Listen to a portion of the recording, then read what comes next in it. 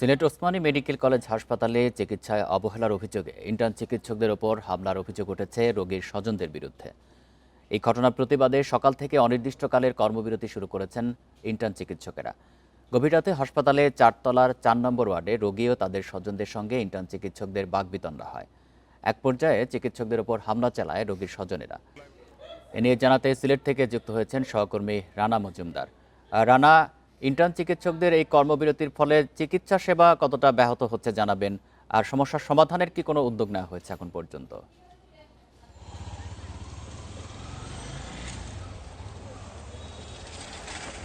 দেখুন, আসলে চিকিৎসা সেবা নিয়ে প্রথমেই যে তথ্যটি দিতে চাই সেটি হলো যে উসমানী মেডিকেল কলেজ হাসপাতালে কিন্তু 400-র অধিক ইন্টার্ন চিকিৎসক রয়েছেন এবং তারা কিন্তু আসলে বিভিন্নভাবে বিভিন্ন ক্ষেত্রে তারা চিকিৎসা প্রদানের যে জায়গাগুলো রয়েছে সেগুলোতে তারা কাজ করেন।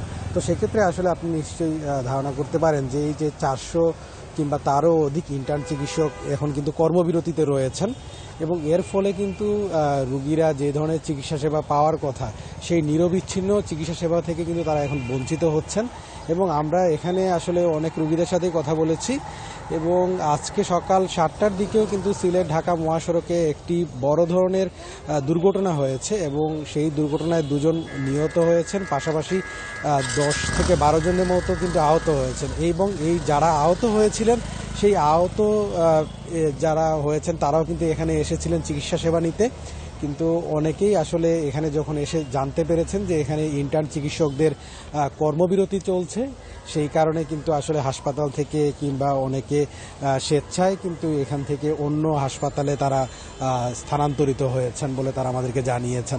পাশাপাশি এমনিতে যারা এখন রুগীরা রয়েছেন তাদের সঙ্গে আমরা কথা বলছিলাম, তারা বলছেন যে আসলে এমনিতেই এই হাসপাতালটিতে রুগীদের চাপ বেশি থাকে এবং ডাক্তারদের সংখ্যা আসলে একেবারেই কম থাকার কারণে কিন্তু রুগীদের চিকিৎসা সেবা পেতে অনেকটাই ব্যাক পোহাতে হয়।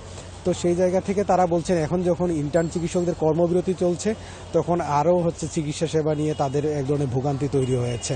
এবং এর আগের গতকালকের যে ঘটনাটি যদি আপনাকে একটু জানাই তাহলে গতকালকে রাতে কিন্তু একজন নারী ইন্টার্ন চিকিৎসকের সাথে রুগীর স্বজনদের বাকবিতণ্ডা হয় এবং এটি মূলত সার্জারি বিভাগে এই ঘটনাটি ঘটে। এবং তখন কিন্তু আসলে এই যে রুগীর আত্মীয় স্বজন তাদের সঙ্গে ইন্টার্ন চিকিৎসকদের এক ধরনের হামলা কিংবা এক ধরনের হেনস্থার শিকার হতে হয় সেই নারী চিকিৎসককে। এবং এর পরবর্তীতে আমরা দেখেছি যে যারা এই ঘটনার সাথে জড়িত এরকম 3 জনকে পুলিশি হেফাজতে নেওয়া হয়, এর মধ্যে একজন নারীও রয়েছেন।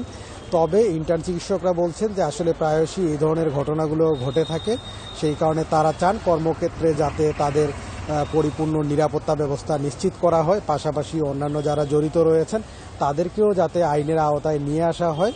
এই ধরনের দাবি নিয়ে মূলত তারা এই অনির্দিষ্টকালের জন্য কর্মবিরতি ডাক দিয়েছেন। পাশাপাশি তারা বলছেন যে আজকে সকাল 10টা কিংবা 11টা নাগাদ কলেজের প্রশাসনের সাথে একটি বৈঠক হওয়ার কথা রয়েছে। হয়তো এই বৈঠক শেষে কোনো ধরনের ভালো সমাধানের আশ্বাস আসতে পারে।